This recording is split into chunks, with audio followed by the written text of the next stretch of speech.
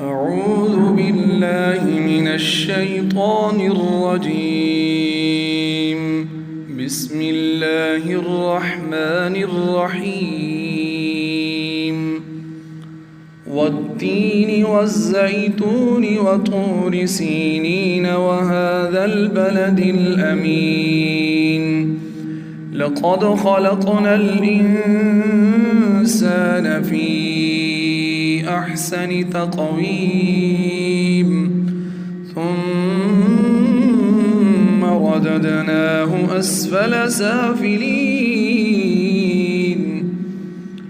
إلا الذين آمنوا وعملوا الصالحات فلهم أجر غير ممنون.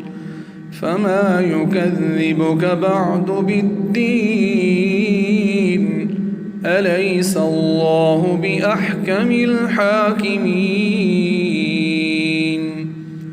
صدق الله